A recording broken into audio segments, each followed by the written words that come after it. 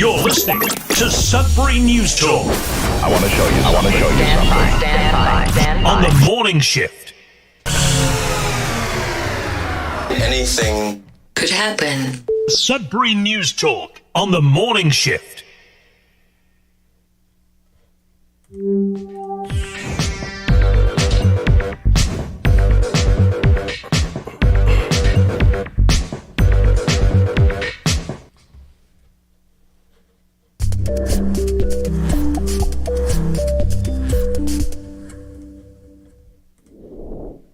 And good morning, everyone. Welcome to Sudbury News Talk on the morning shift. I'm AJ Walsh. Glad to be here with you. Thankful that you're here with us on this crisp, cool Thursday, October the 10th, 2024. Not sure what's going on here. I'm not sure why I have volume on that monitor. The volume was always off. It's just on this morning's, but there you go. Little behind the scenes stuff going on. Got off to a bit of a late start this morning for just reasons of technology, and it is what it is. There's many moving parts to make this volunteer show go forward each and every weekday morning between 7:30 and 8:30 in the morning, unless I wake up with a headache, which happened yesterday, and was just made the executive decision not to go ahead with the show and just take a little bit of rest. And I'm glad that I did. I got a great sleep last night. Things are looking up, and so going to be even better of a show this morning. So we have a couple people on this morning. We have 3 people commenting so far, and so it looks like we're gradually getting a few people on board. So sorry for the little bit of the late start. We're, as I said, live on CKLU 96.7 FM each and every weekday morning.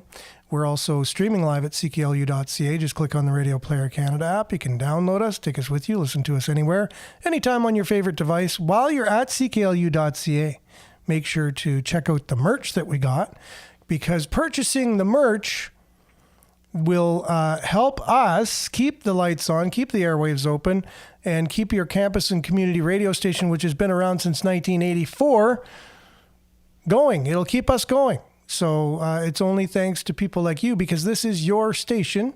So people like yourself are able to keep it alive. And then if you believe in what we do here on local radio to keep our local voice alive, make sure to donate. If you don't need any merch, you just click on the donate button. And we appreciate all the help that we receive from each and every contributor. It's our lifeline. It helps the radio station continue. Also live streaming at facebook.com this morning. Also youtube.com/Sudbury News live streaming. We're then found on demand on those 2 platforms, and X, formerly twitter.com/Sudbury News, and on our local news aggregator, Sudbury.news. Click on the Sudbury News Talk tab on the top right corner, and you could see the show afterwards. But for now, make sure to like, share, subscribe, and follow our social media accounts, and mainly comment on Facebook and YouTube. That's where we're on live, because we'll do our best to get your comments read for those listening, up on the screen for those watching. And also the conversation will continue. On Facebook, it's the only one really it can kind of continue on. YouTube doesn't seem to be a place that's too good for back and forth conversations where people can actually talk to each other. Just seems like you can just leave a general comment. From what I've seen anyways, some people do it.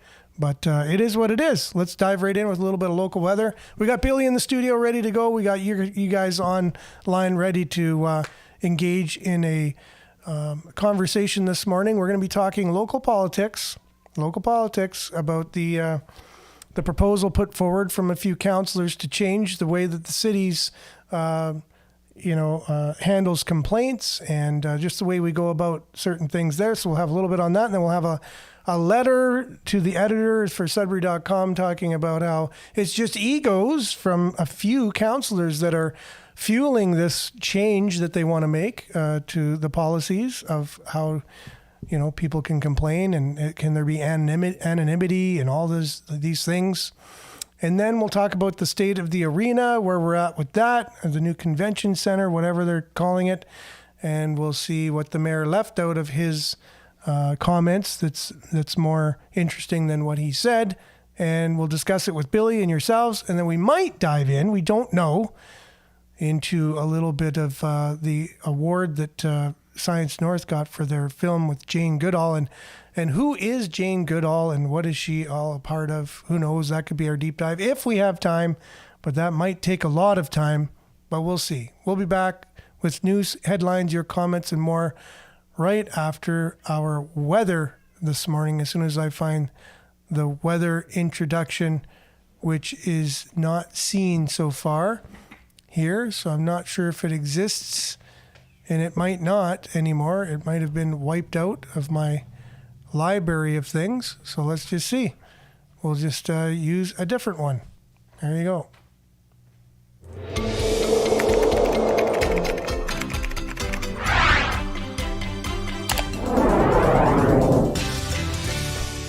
So Sudbury weather brought to you by sudburyweather.ca. I saw it after we already had that intro. So 2 degrees, partly cloudy out there currently. And today, cloudy, becoming a mix of sun and cloud. In the morning, the wind will be moderate. High of 12, UV index 3 or moderate. Tonight, clear, becoming partly cloudy after midnight. Friday, increasing cloudiness, a 60% chance of showers late in the afternoon. High of 19, UV index 3 or low. Wednesday, 40% chance of showers, high of 9. Thursday, sunny. Friday, 30% chance of showers, high of 18. Saturday, high of 12, mix of sun and cloud, 30% chance of showers on Sunday. And 30% chance of showers on Monday. Both Sunday and Monday, 8 degrees is your high. Look at your satellite image taken as of 1 a.m. So you just see just a mixed bag of various clouds coming through from the west to the east. And that's your Sudbury weather, brought to you by sudburyweather.ca. We'll be back with news, headlines, your comments, and more right after this.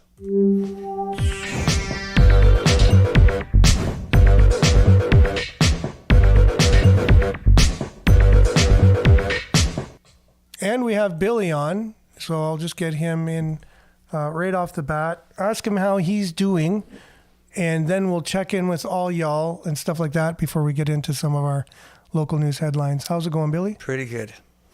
Close to fantastic. So you're pretty good on the border of close to fantastic? Yeah, it's, I guess when you see another place that has a much worse weather situation than you do, you get a little more grateful for what you have. It's like, that weather sounds pretty good today, actually. Yeah, you're speaking of the lower eastern United States, whether it be North Carolina and various areas before, and then last night and today, Florida, what they're going through.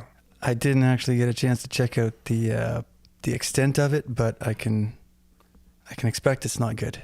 No, it's not. We're just checking in on some of the images coming out of Orlando, Florida, which is a very populated city in Florida, and basically the water levels are over the tops of vehicles, and people are out in their boats rescuing people, or going through and seeing what they can do. The sun is now out there. It's very clear. There's no wind whatsoever. So really, eh? Yeah, it just looks surreal. Like, every time after these disasters, and then there's beautiful weather, it's just kind of surreal as you look at the damage that's caused and things like that. And so, our hearts and prayers go out to all of those who are affected or know people who are affected from that. They said it could be the worst storm in history. Holy jeez. In Florida. So it looks like it is so far. So while the hurricane was coming in from the Gulf of Mexico to hit the west coast of Florida, mainly come right in at Orlando, which was right at the eye of the hurricane. So one of the most populated cities in, or was it Tampa? Sorry. So either way on the coast, I think it was Tampa first before it went to Orlando. And it came in and hit Tampa first. on the east coast of Florida, there were massive tornadoes going on at the same time as the eye of the hurricanes hitting a hugely populated city. And the tornadoes' damage could have been worse than even the hurricanes' damages were, something they never really anticipated. But what we're seeing is the most part of Florida's population is decimated by, and will be and continue to be decimated. So once this hurricane continues to go through Florida, the hurricane will reach the tornado ravaged area as well. So they got hit by tornadoes, decimated everything, and now they're going to get a hurricane going right by them afterwards. Jeez. So you can just imagine a 1-2 punch like that. So now, not only that, but to bring something into political views or whatever, or to bring it to a political conversation, they're about to have one of the most important elections in their history coming up in less than a month. So the people of this area, the last thing they'll be thinking of, or at least it won't be easy to do, is vote. Because where are they going to go to vote, first of all? Because as you know, when people vote, they have to have places to vote, brick and mortar areas to go into, there's none to be had now. And they're displaced. So they're living somewhere else or in a hotel, or, they probably have limited funds and limited resources and whatever. Oh yeah, just lots of chaos in general to deal with. Yeah. And so could they get everything together and make sure that they have a particular way to get their votes in on time? And we know that that's a pretty important state politically. We've seen it year after year that Florida is one of the most pivotal states when it comes to an election. Mm-hmm. And it doesn't look like, if we can look at what happened in North Carolina, similar there too. And what you have in the two areas that were mostly hit are people who vote particularly to one particular side. So that will alter the results of the election, no doubt whatsoever. And so people will be upset after, the victory is won and they're saying it had nothing to do with anything other than the fact that they deserved to win. And won't even acknowledge and say that there's misinformation going on around out there.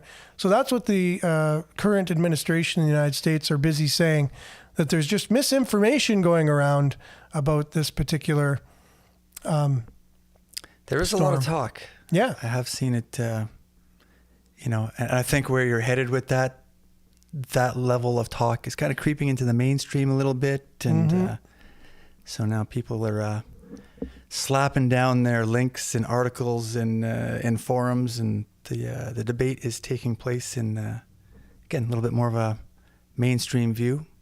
Yeah, which I think is always good to have these get all the stuff on the table in full view. So yeah, and we talk a lot about geoengineering on this show, and just it's a matter of fact. It just is. Expert after expert after expert talks about patented technology in the 1800s, for crying out loud, on how to manipulate weather, cloud seeding, you name it. Farmers are very aware of manipulating various weather. Yeah. Well, much of the world uses it pretty regularly. Always. Dubai uses it. It's they've got their own little weather station that they determine how much geoengineering they're going to do that day. Exactly.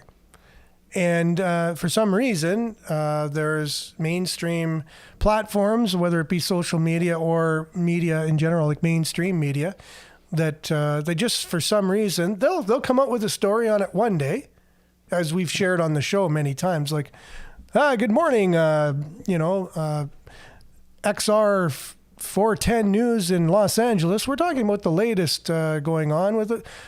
Do you think it's possible to change the weather? Well, we have so-and-so on the show today talking about how they're doing it. And then in the next breath, they'll have a show saying, oh, it's a conspiracy theory that they can do anything with the weather. So they're very, I think the media has schizophrenia. Yeah, well, it's made up of different components, and there's even different factions within the media, right? Yeah. There's some people on this side, some people on that side. So regardless, you can know that it's able to be done. So I think that's the conversation they need to be had, is that it's able to be done, but we didn't do this on purpose. That's what it should really be. It'd be unethical for the government to do that. Yeah, to say we have the power to control the weather and manipulate how storms, where they go and how bad they are. Now, storms happen regardless. They're a natural thing. It's almost like saying, just because we have the ability to genetically modify carrots, it doesn't mean we invented carrots from scratch. Weather automatically happens, but they're able to manipulate it just like we're able to manipulate a carrot and genetically modify it.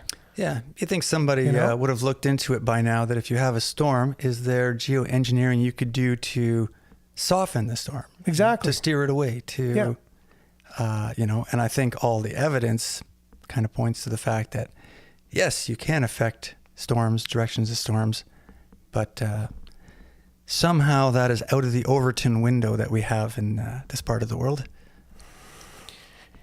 Yeah, it's we do live in a simulation. There's no doubt about it, thanks to cell phones and TVs and screens in general and media and the way that it's conducted. But it's really sad because we live in an age where we are able to get information very quickly. And you would think that because of this, we would be very informed and we would be able to help humanity in many ways because of this, right? But it seems to be contrary. It seems to be there are people that have the ability or have the controls of the media, and they don't use it for purposes that are beneficial for human beings. But it is what it is. Yeah. And I think depending on your view of the past, it makes sense or it doesn't make sense. If we just came from, it was equal across the board into this age and everything we had learned previously was factual, then I think that would probably be the case. But I mean, if we had been steered to one direction, and that was like indoctrinated, generation after generation, and then all of a sudden you have a new era where, the people who didn't have a voice were able to put something out, say, hey, did you notice this before? Then psychology enters the equation, and there's a lot of, no one just turns on a dime when they see a new piece of information. It takes a long time of weighing back and forth, and eventually one side will have to pile up heavier than the other. And then you have to overcome some other... You just described as what they call waking up. Waking up to an idea, waking up to factual information, let's say, that we wouldn't have done otherwise, and changes our whole perspective on life. And that's not easy, to change a perspective of somebody. Let's just have a little check-in with everybody. Judy, good morning to you. Marianne, good morning, everyone from Chillyberry, liked and shared as usual. Good morning to Monique. Thanks for being with us. Marianne says, we have frost expected since it's fall. Yep. But it's fall, so that's what we're going to expect, some frost, obviously. Now, Belinda, good morning to you. Haters don't hate you. They hate themselves because you're a reflection of what they wish to be. Don't let anybody dim your light. Speaking of geoengineering, on a personal level, don't let anybody dim your light. And it's true. You can only take what other people say about you so much. The belief that you have in yourself is everything. And to believe the real you, the real positive you, again, this is a hard subject to talk about if you believe in yourself, but if I believe I'm a tree, then to believe in yourself it takes on a whole other aspect. But believe in the real you that's the best you can be, and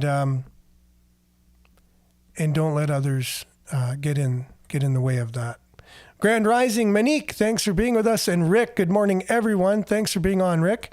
Marianne says, not sure if you saw the video, John Lindsay and Tom Price, yes, talking about the actual amount of cost that the city is going to incur with the event center, saying it's probably going to cost us upwards of over $600 million when they're trying to tell us it's going to cost about $200 million.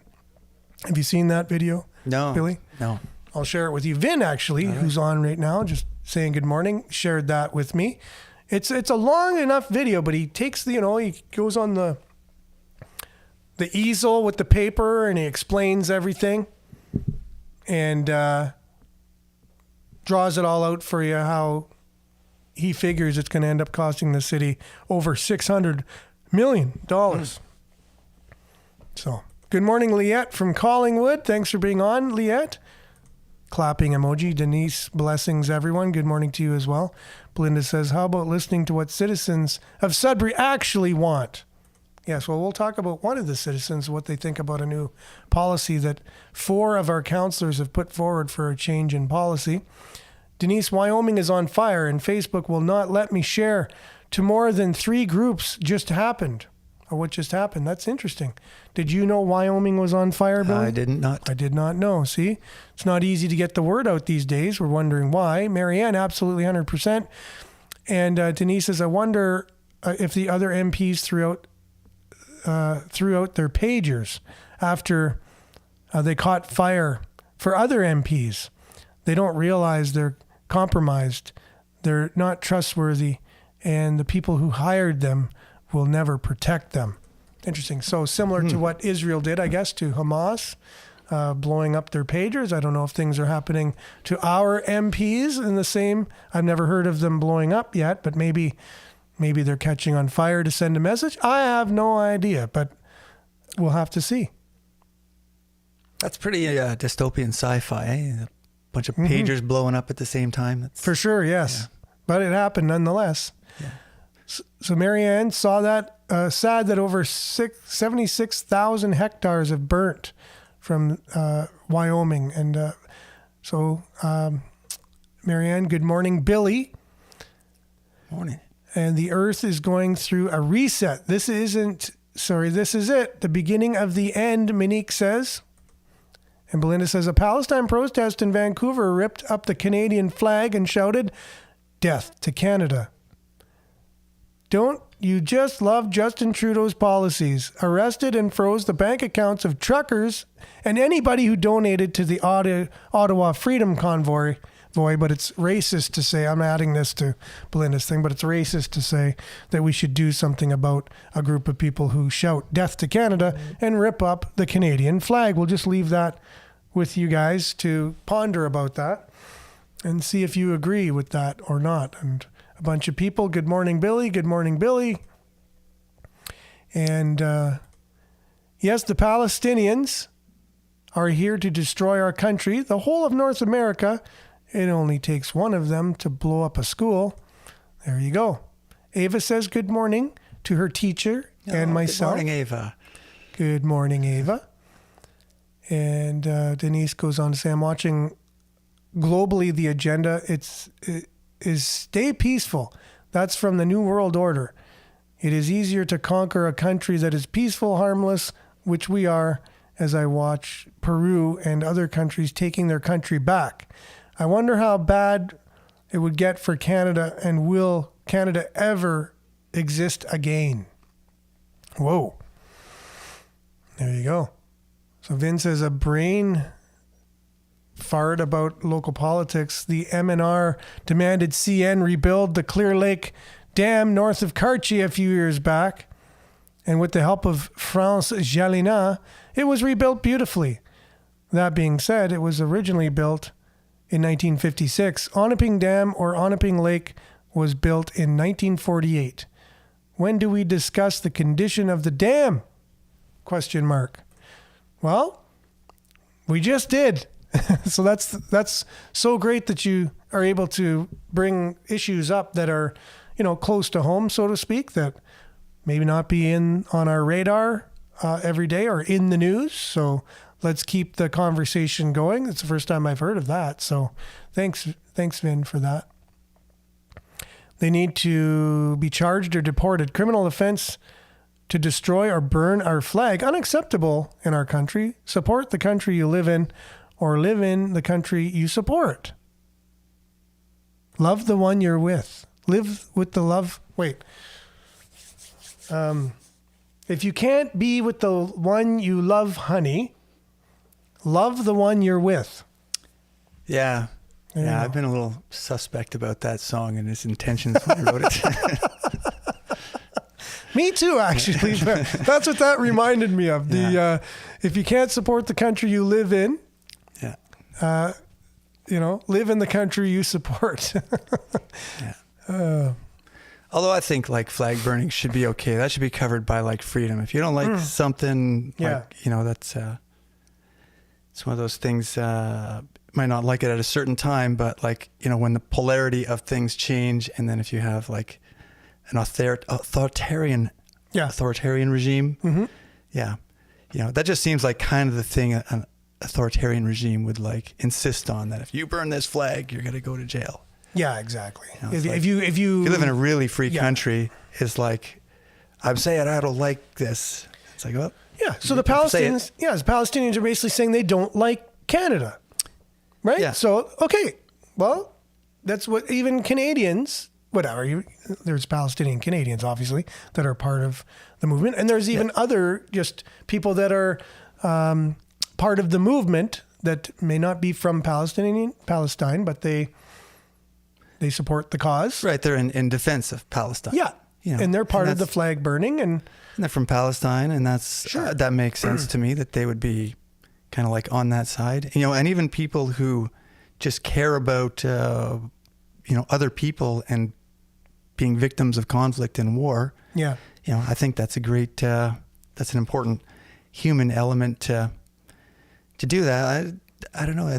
But what Figuring about- this thing out is a very complicated. I don't begrudge anybody on either side for taking a stand and pushing on it. But what about taking it to the next level and in unison shouting as a large group, "Death to Canada"? What do you think about that? Should that be okay? Yeah, I guess that's where we cross the line a little bit into, hate speech when you're calling for the death of somebody. I think there's It's laws like a threat. on the books against that. It's a threat. Yeah. A public threat. Death to Canada means, you're willing to kill, and it doesn't help your image either.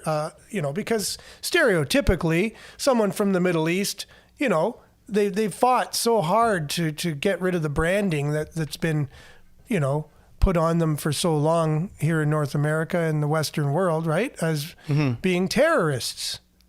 So Yeah. why would you contribute to that, notion that, look, well, you guys are going to fear us. We're capable of this. So by us saying this is going to instill even more fear into you. So it just, again, right? It's, I think it just needs to be stopped right in its tracks. They might and need to dealt do with. some like sort of self-policing, because it's kind of in my general makeup that I assume any group has been hijacked by the time they're like Yeah, you're right. 20 members big, right? True. So there's somebody from probably the other polarity in there paid $500 to go in and Get make the them look chant bad. going, Yeah. exactly, or whatever. No, yeah, we see that on many scales. Belinda Vin did not contribute to the flooding in Vermilion. Okay, so didn't. The dam situation out there. So there was 120 plus tornadoes in Florida. That's Penny. Good morning, Penny. Thanks for being on. It's awful what Florida is going through. But remember, how can people vote with the coming election? Yeah, we just talked about that. And good morning, Brian. Thanks for being on. So there's a show called, or a podcast or whatever, called Black Sheep Truth Media. So this is Monique. So if you want to check out some alternative media, there's a good shout out there for one, Black Sheep Truth Media. Haven't seen it myself, but maybe I'll check it out. Belinda, because the flooding was absolutely horrible from there. Onaping Dam failure would disseminate Dowling, if not Levac, as well. Well, that's not cool. That needs to be taken care of ASAP. Voting is useless when people realize this. That's Monique. So interesting. Okay. I don't know 100%, but yeah, I know what you're saying on deeper levels. Like you only have to choose between two people. So, those two people could be compromised, and now you got to, people say, well, it's your right to vote, so you get to choose between two people, the lesser of two evils, some people might say, or both parties could be compromised, and it makes little difference, right? But we become apathetic after a while and pessimistic about our It does. It does system. kind of expose a little bit about the government too. Like if you're in one of those countries where everybody hates the guy that's in charge, and he keeps winning by 95% every time. You're going to be like, landslide okay, victory. I think I see what's going on here. Yeah, So, landslide yeah. victory. And even in the States, it's, debatable last time around, but, it's one of those things when you get a lot of bellwethers that say a certain thing and things don't line up. It's like, Can I put you on the spot, Billy? sure. Billy, are you an election denier? I'm going to say that I think pretty much every election since at least the 60s have been, Tampered with, at least, well, to say the least? I would say almost stolen. Like they probably don't steal the ones that they need to. It's like, okay, It's already gonna happen win. naturally. Yeah, but the ones where it's like They have to. No, that is not our selection. Yeah, it's not going the way we And want. so they kind of select who they want. Yeah. Okay, well, I think that was a good summary of that. Evelyn, good morning. Sorry I haven't been around. Busy winterizing my place. That's fine. You should be winterizing your place because it's going to be cold. Already starting to be cold.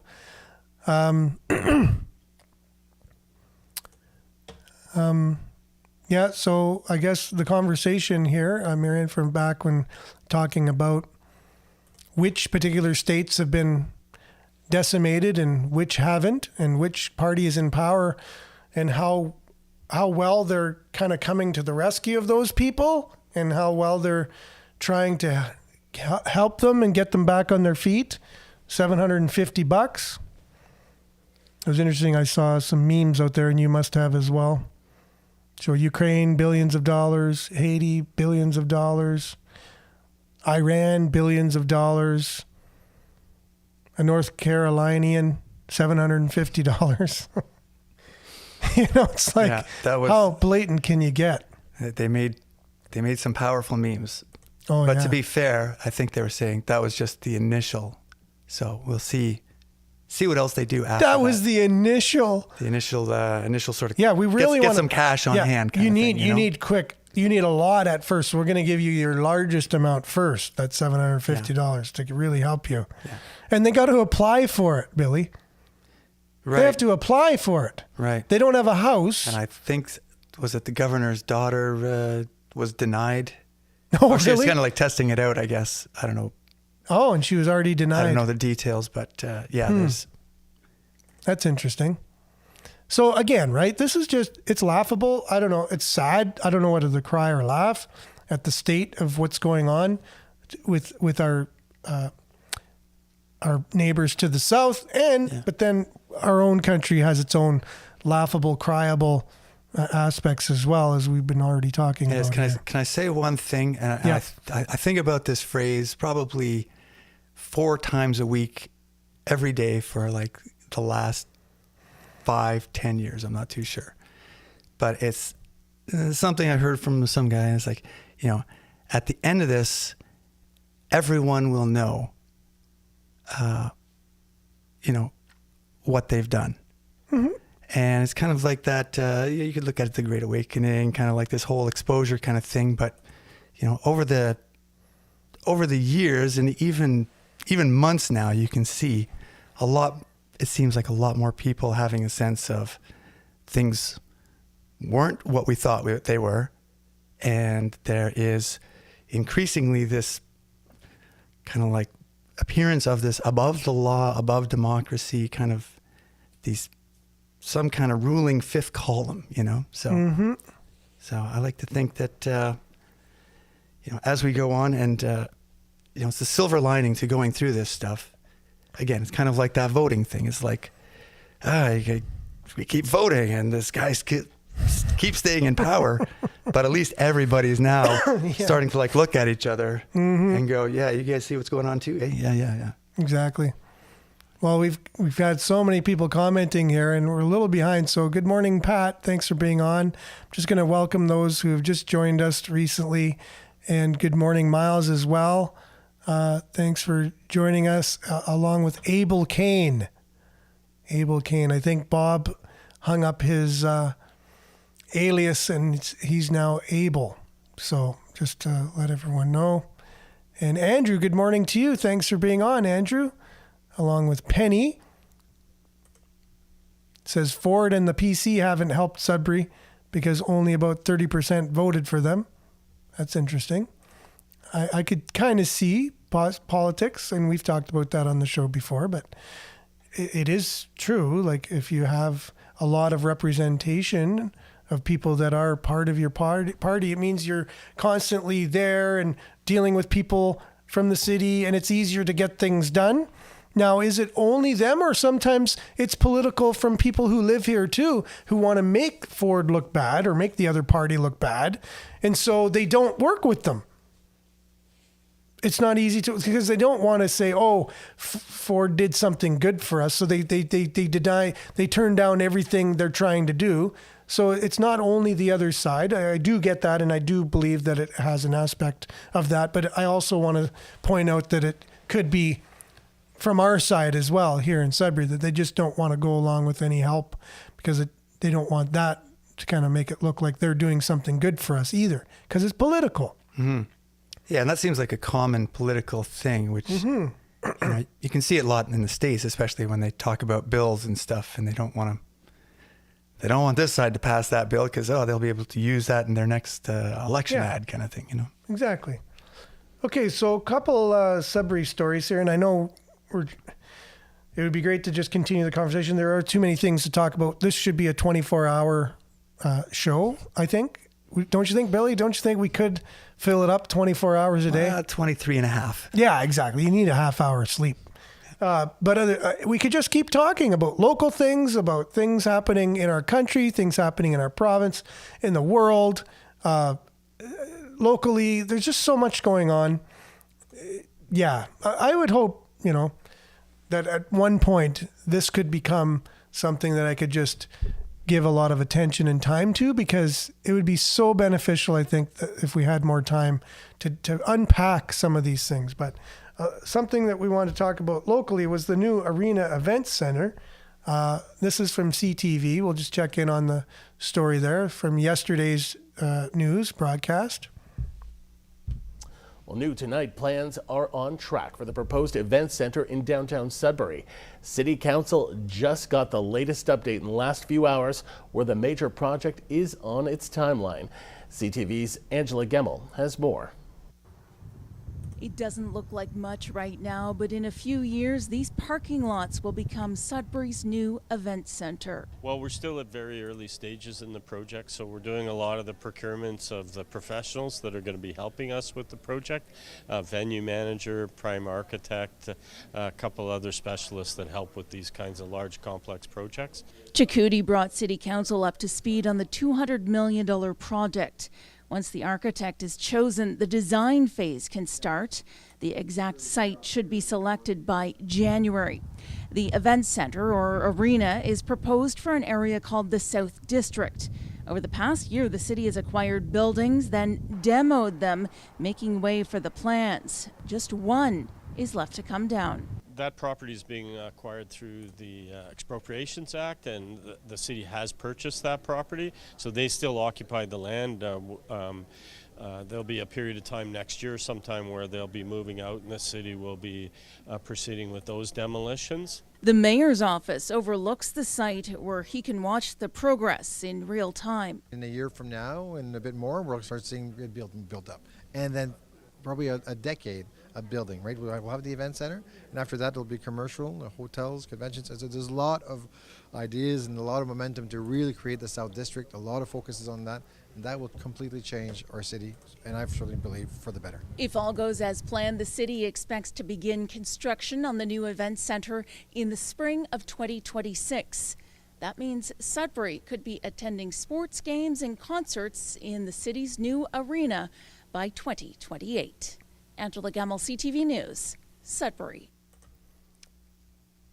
By 2028, Billy, that's when we can have the new arena and be in seats watching games and events going on. 2028. All right. What are the Vegas odds on that? Now, speaking of Vegas odds, that's the whole thing I wanted to bring up is what he didn't mention, the mayor, Paul Lefebvre, did not mention, and I know he has knowledge of it, that there's a planned casino to be part of this whole thing going on down there. Well, that help pay for it. That's what it's going to eventually be, right? As it becomes more and more apparent that it's going to cost more than $200 million. So they're going to say $200 million, until the cat's out of the bag and they go, oh, actually, yeah, no, because of this or that or the other, they'll just come up with some reason. It's more than that. And then, but don't worry. We even though we don't really think it's the greatest thing for downtown, we kind of have to pay for it now, is to partner with a casino. Right? So it's already kind of in the works behind the scenes.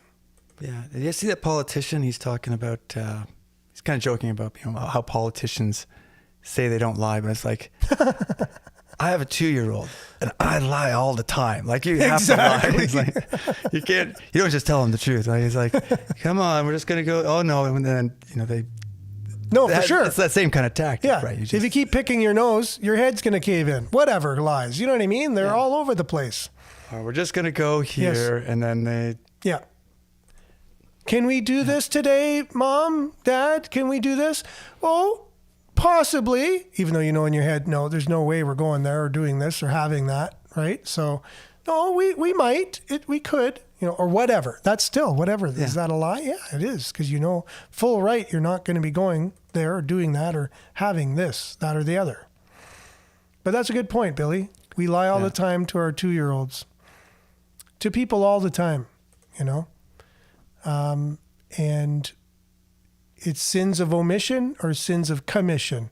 So sins of commission is out and out, a blatant lie. And a sin of omission is you'll just leave something out, knowing full well that you left it out. You didn't lie per se. I never said there wasn't going to be a casino, right? I just didn't say there was going to be one. Yeah, you introduce things slowly. Yeah, like you said. Because you didn't mention it. It will mean more construction for convention center, for businesses. And then he kind of stopped himself. I thought he might have let it out of the bag there. Yeah. But no. But, I mean, to be fair, you got to play that game because, there's, you don't want the opposition to kind of like unfairly jump on you either. No. You don't want to give people especially if if the media, Mm-hmm. You got to choose your words carefully and say just the minimum. Exactly. So, I mean, maybe someone should be pushing and asking, are there any talks going on with any parties concerning the possibility of building a casino as part of our new setup, and just really get them to say, no, we're not in any talks. And then, okay, when they come out and announce it, say, well, we asked you in 2024, and now we know that you were in talks and you said you weren't. So there, then there's a lie at least you can catch. But that's what media is supposed to be doing, right? That's the whole reason for media in general is to try to keep accountability in the public. Taxpayers, you name it, just citizens. They're supposed to be watchdogs for us, but we don't see that too often. And we see too often the ones that should be held accountable are the ones holding the strings, so to speak, and making the, calling the shots, if you will, on what's being talked about, being covered, and how it's covered. Yeah, but just to kind of add to that idea that, when you think about previous generations and how there was close to 100% trust in the media, I don't know if that's a healthy situation because you can see what can eventually come from that when people have that, like now we're having a day where people, are making their own decisions and thinking about things themselves. And that might be a better state of society.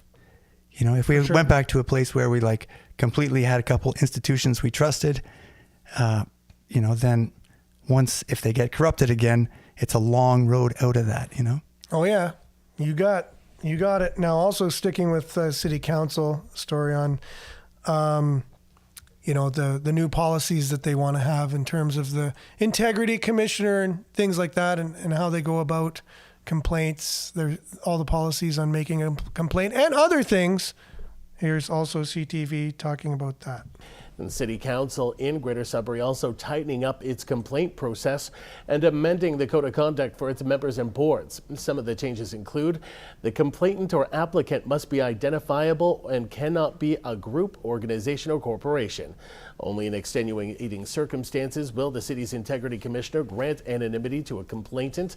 The commissioner must complete the investigation and provide a report to council within 90 days.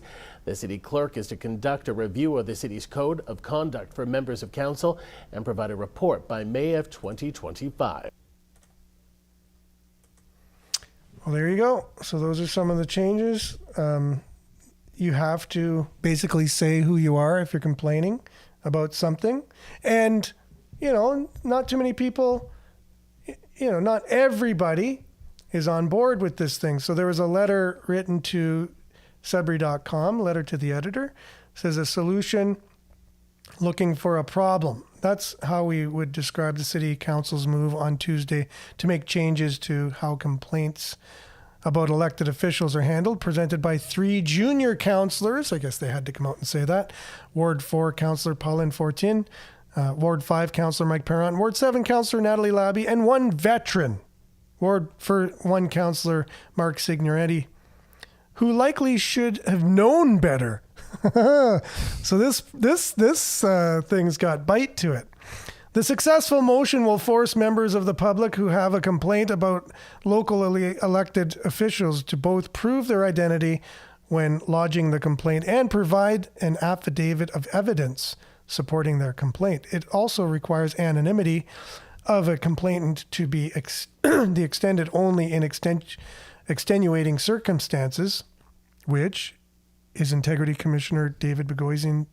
That's what Commissioner David Bogosian told Sudbury.com prior to the vote, is how the system operates anyway, so the provision is ultimately meaningless.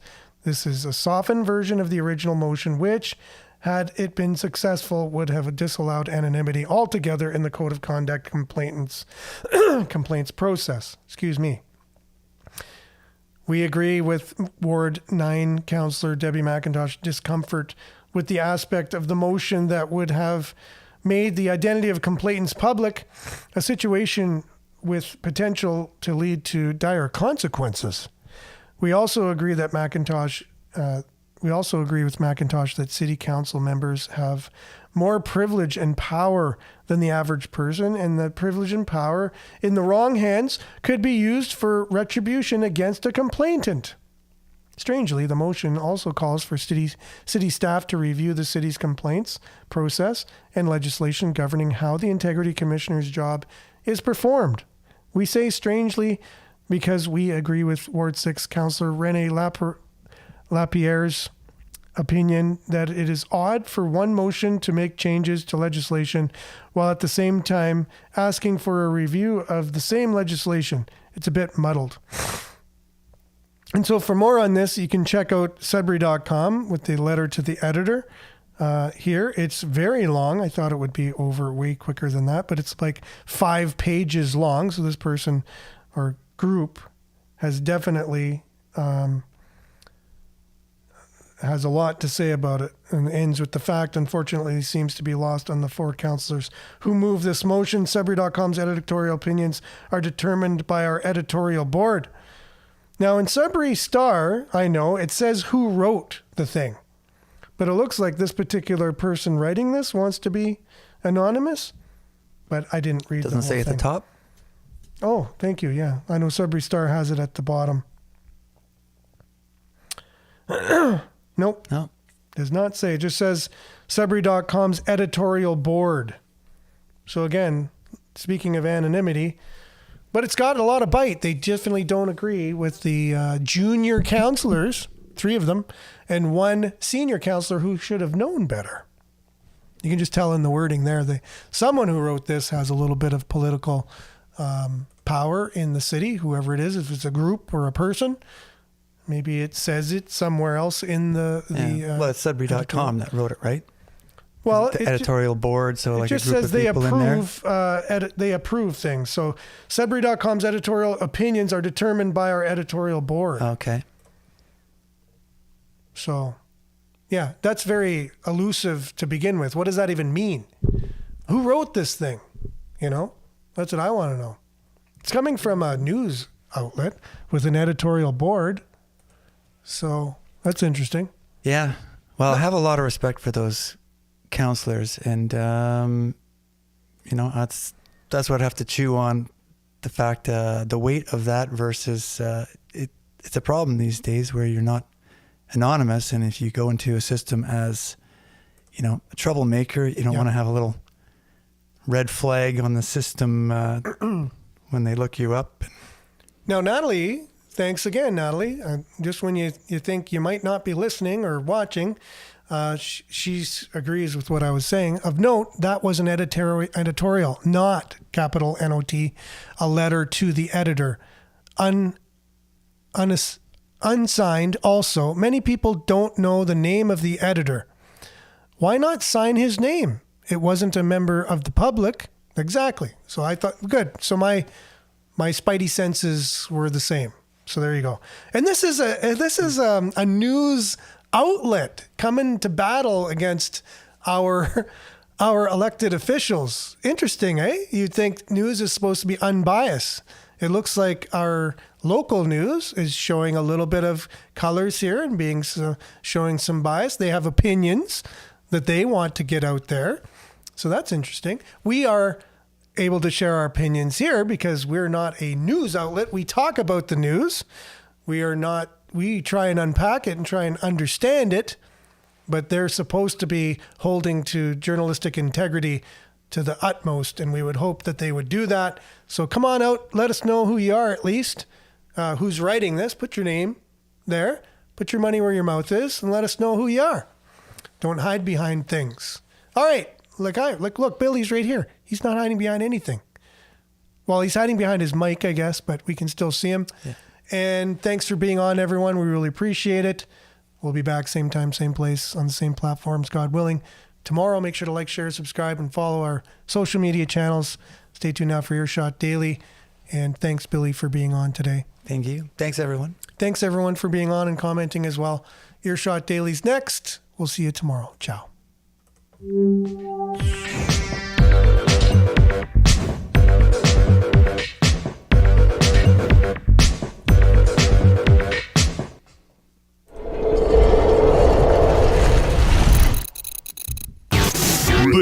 This is Sudbury News Talk on the morning shift.